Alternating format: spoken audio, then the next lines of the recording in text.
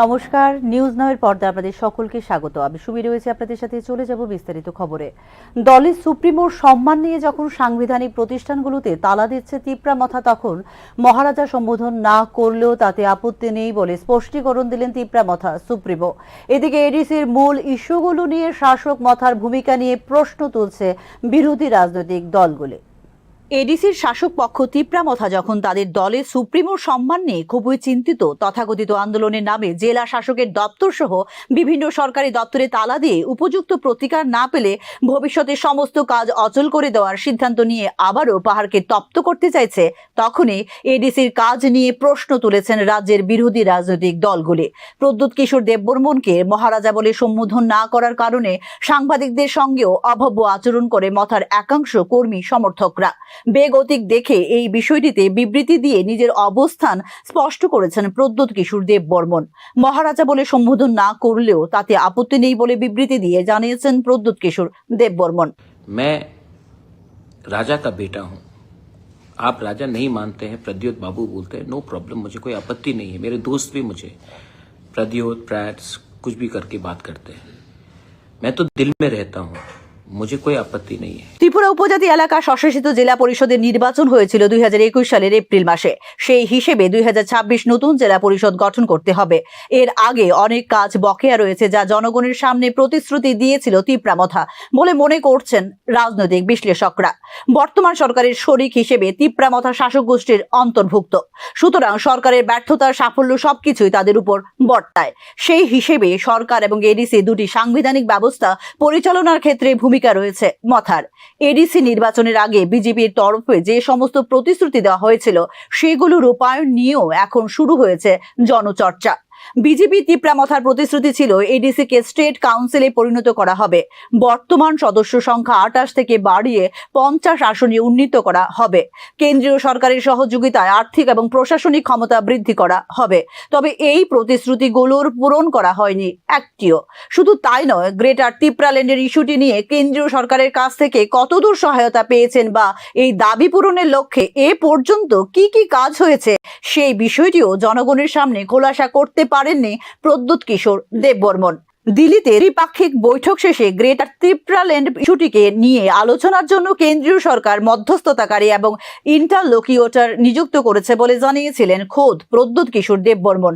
এই মধ্যস্থতাকারী ত্রিপুরায় এসে বাস্তব প্রেক্ষিতে চর্চা করলেন এবং কেন্দ্রীয় সরকারের কাছে রিপোর্ট পেশ করবে, আর তারপরে গ্রেটার তিপ্রাল্যান্ড ইস্যুতে ভারত সরকার পরবর্তী সিদ্ধান্ত গ্রহণ করবে। প্রদ্যুৎ কিশোরের ওই বক্তব্য সম্পর্কে সরকারের কোনো ভাষ্য পৌঁছায়নি জনগণের কাছে। বলা যেতে পারে বিষয়টি সম্পর্কে ধোঁয়াশা জারি রেখেছে সরকার পক্ষ। তবে নিজের পরিবারের সদস্যকে লোকসভায় পাঠানোর পর বেশ কিছুদিন ধরে গ্রেটার তিপ্রাল্যান্ডের ইস্যুটি নিয়ে আর কোনো কথা শোনা যায়নি প্রদ্যুৎ কিশোরের মুখে।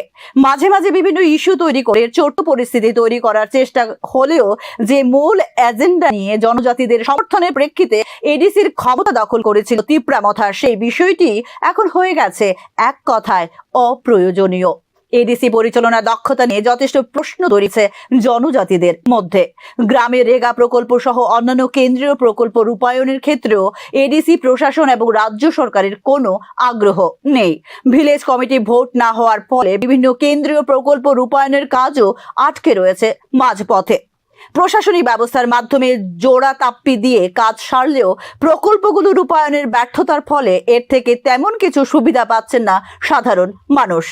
একদিকে রাজ্য সরকারের অনীহা, অন্যদিকে এডিসির পরিচালনাগত ব্যর্থতার সমস্যার পাহাড় তৈরি করেছে ত্রিপুরা গ্রাম পাহাড়ে। প্রেক্ষিতে এডিসি নির্বাচনের আগ মুহূর্তে এখন সরকার এবং এডিসি পরিচালকদের কাজ নিয়ে জোর চর্চা শুরু হয়েছে পাহাড়ে। এই সব জ্বলন্ত ইস্যু নিয়ে ইতিমধ্যে জনজাতিদের ঐক্যবদ্ধ করতে শুরু করেছেন বিরোধী রাজনৈতিক দলগুলো। Bureau report, news now. Grenade আকৃতির রহস্যময় বস্তু উদ্ধারের ঘটনায় চাঞ্চল্য ছড়ায় রাজধানীর মহারাজগঞ্জ বাজার এলাকায়। ফায়ার সার্ভিস অফিসের সামনে থেকে উদ্ধার হয় এই হ্যান্ড গ্রেনেড। শুক্রবার সকাল 10:30 আচমকায় চাঞ্চল্য ছড়িয়ে পড়ে গোটা মহারাজগঞ্জ বাজার এলাকায়। মহারাজগঞ্জ বাজার এলাকার ঠিক পাশেই অগ্নি নির্বাপক দপ্তরের শাখা কার্যালয়ের সামনে থেকে উদ্ধার হয় হ্যান্ড গ্রেনেড আকৃতির একটি বস্তু। সাথে সাথেই খবর দেওয়া হয় পুলিশ এবং ফরেনসিক দলকে। হ্যান্ড গ্রেনেডটা কীরকম কী আসবে সেটা আমরা করতে কি পারতাম না। অবস্থায় আছে এটা? এখন পিএসএ স্টাফ আছে, এসবি স্টাফ আইছে এবং বোম স্কোয়াডের তারাও নাকি খবর দিছে, তারাও আইব, তারা কইতে পারবো জিনিসটা কি আছে। এটা বাকিটা আমরা কইতে পারবো। দেখে কিরকম লাগতেছে? কতদিনের পুরানো বা এটা অনেক দিনের পুরানো মনে হইতেছে, কারণ এটার উপরে মাটি টাটি লেগে রয়েছে, মুটি চাটি জুয়ে পড়ে রয়েছে। এখন এটা কি অরিজিনালি অ্যাক্টিভ আছে বা ইনঅ্যাক্টিভ এটা আমরা কিছু কইতে পারতাম না। এটা এখানে কিভাবে আছে? তাও কইতে পারতাম না।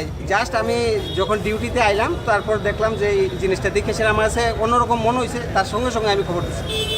এই দিয়ে আমার ডিউটি মনে করছে। Thank you. রহস্যময় বস্তুটিকে দেখে আতঙ্কিত হয়ে পড়েন পথ চলতি সাধারণ মানুষ থেকে শুরু করে বাজার এলাকার স্থানীয় বাসিন্দারা। ভয়ে বস্তুটির কাছে কেউ যাওয়ার সাহস পাননি বলে জানিয়েছেন স্থানীয়রা। এদিকে অটো চালায় তো এরকম একটা গ্যানেটের মতো একটা বের হয়েছে, এটা মনে হয় ড্রাইভারের ড্যামেজ মনে হয় কেউ এটা ধরছে না। তো পড়াশোনার দ্বারা ফায়ার সার্ভিস খবর দিছে যে এটা একটু জায়গায় সবাই তো আতঙ্কের মতো এই ঘুমটা কি আতঙ্কে ফুটবো না কি ফুটবো এটা কেউ এটা ভয়ের সামনে যায় না। তো আমরা এদিকে অটো চালাই আমরা, তো দেখি আমরা পড়াশোনার ফায়ার সার্ভিসে খবর দিচ্ছে যে পড়াশোনার এই জায়গায় একটু নজর থাকে, তুই পড়াশোনা আছে আয়া হয়তো দেখতাম এতটুকু। জিনিসটা কি এটা? এটা অন্তত সারাটা গেলেও এটা গ্যানেট বোমের মতো অনেক পুরানো। হ্যাঁ, ড্যামের সুইচ আছে, তবে মানুষের কেউ যাইতেছে না এটা ধরতে। তো আপনার যদি একটু চেক করে নেয় তাহলে মনে হয় একটু ভালো। ফ্রেন্ড গ্রেনেড আকৃতির এই বস্তুটি বম নাকি হ্যান্ড গ্রেনেড তা নিয়ে প্রাথমিক পর্যায়ে ধোঁয়াশার ছিল পুলিশও। ফরেনসিক দলের কর্মকর্তারা এসে এটিকে উদ্ধার করে নিয়ে যায়। এই ঘটনার পরেই সংশ্লিষ্ট এলাকায় তল্লাশি শুরু করেছে police. Bureau report, news now.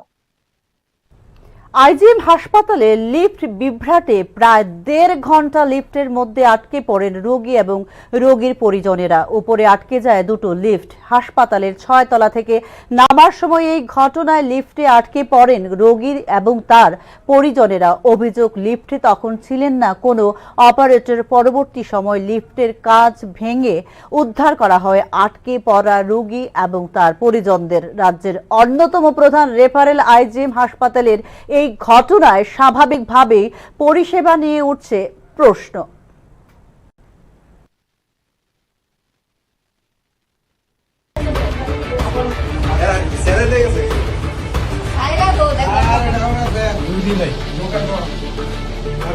ঠাকুর চালাতে আছে, আমরা তো এখনকার মতো সংবাদ এই পর্যন্তই। পরবর্তী সংবাদ দেখতে চোখ রাখুন নিউজ নামের পর্দায়। নমস্কার।